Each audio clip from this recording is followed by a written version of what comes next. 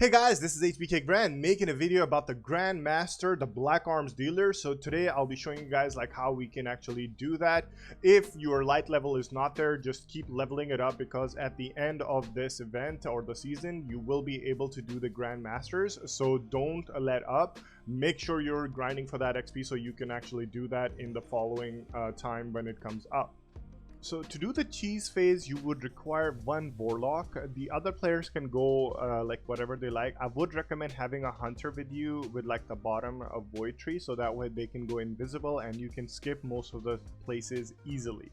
So for the cheese phase, you need the dawn blade. Whether you go top tree or the bottom one doesn't really matter, not the middle one. But it's just that like the reason is that's what the cheese phase is required for. So however, I chose the top tree because of the celestial fire, because you could actually kill like the red bars while you're like hiding behind places, and this will track them and kill them. Whereas the requirement for the cheese phase is the solar grenade. So this is the main thing that you need. If you have two warlocks, you can go with like healing rift, and one person can go with empowering rift. So that is completely your choice. For the weapon wise, I chose like the old-fashioned hand cannon with unstoppable on it. You could choose whatever you like. I just love this weapon for a while now, so I've been using it for a really long time since like this new season came out. So that's what I've been using. Depending on like the type of strategy you want to go with, I tried like going with Jotun, I tried Divinity, Izanagi's, but to be honest, like I would recommend all three people having Ariana's Vow, so you are all clear of like the anti-barriers, as well as like Ariana Vow does a lot of damage, and if you're standing inside like the empowering rift or the healing rift, you do more damage anyway. So if you chose between like Jotun or like Divinity, I went with like it stared back. But I found it the hard way that if you try to like damage those unstoppables, they explode. So that is something that is really important that you guys do not do. So with the armor set, basically you need the Apotheosis Whale. So this is the requirement for the cheese phase. You need to use this because when you cast your ultimate, your ability regenerates and it's like maxed out. So you throw your solar grenade and then you can cast your ability again to get your solar grenades, which you guys will see at the end of the video. For the mods that I put on was like recovery and special ammo finder because of the Ariana as well.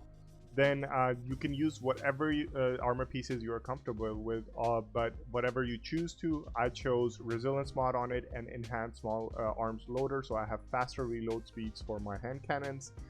Then for the chest piece, the same thing, you could use whatever you like.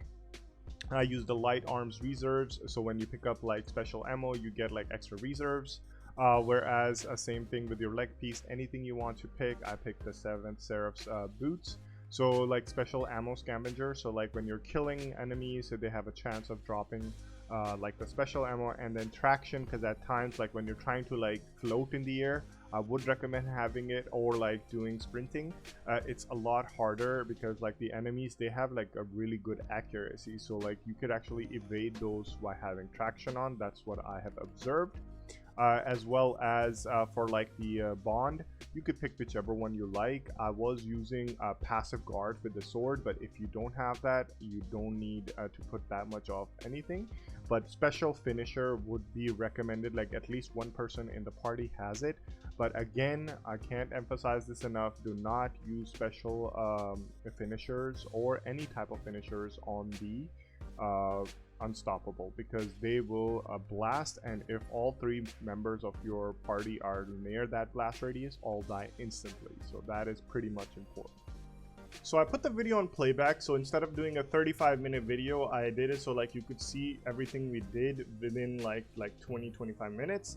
But because like, you know, if I make it go faster, then you like it's harder to see like what we actually did. So few things that I want to actually mention here before we move all the way to the end of the video, because I'm going to leave the middle part like just with like music on, and you can see if you want to. It's just like for there, so that way like if somebody got stuck in that certain area, they can look like as what we did in order to pass that area. Because one thing that I do promote is trying to play passively. Mostly everybody wants to just run in, get the kills. But when you are like faced with multiple ads, or especially something like on Grandmaster, one shot can kill you. Playing aggressively is not the way to go. you have to be as passive and patient as much as possible. Now, a few things that are really important. Number one is, and do not do any finishers on the unstoppables. If you do it and your friend is near you, like as soon as you're doing it, like it explodes, so you could actually die along with your teammates, and that has actually happened to us, so that's why I'm bringing that up. Second, the ads throw a lot of grenades. So if you are in their line of fire, multiple grenades coming at your waist, some of them can get attached to you. At that point, run away from your teammates as far as possible, because one of my friends, he got attached. Obviously we were not next to it, but I saw this happening. It's later in the video as well.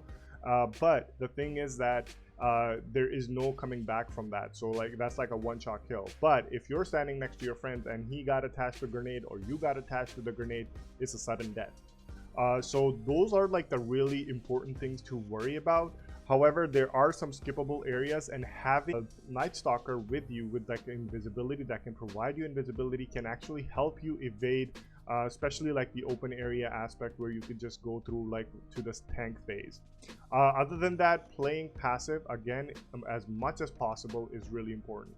And you will see like one shot, that's all it takes to kill you.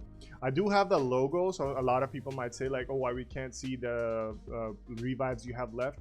So at the end of it, we had like 5 or 6 revives left, which is not a lot, because you end up like getting like about 14, 15 plus revives. So that is pretty much part of this like a video factor. But what we'll do is like skip to the end part of the video for the remainder of the commentary. I will link the description below for like how the cheese phase was like found out, because like I watched it, somebody shared it on my Discord. So if you're not on my Discord and you want to join that, if you need help with like grandmasters, raids, I'm always willing to help out with that. So the thing is that like you guys can see the rest of the video. So if you are stuck at a spot with your fire team members and haven't been able to get past that point, you guys can watch the remainder of the video or just skip to that part. But now we're going to move on to the boss fight.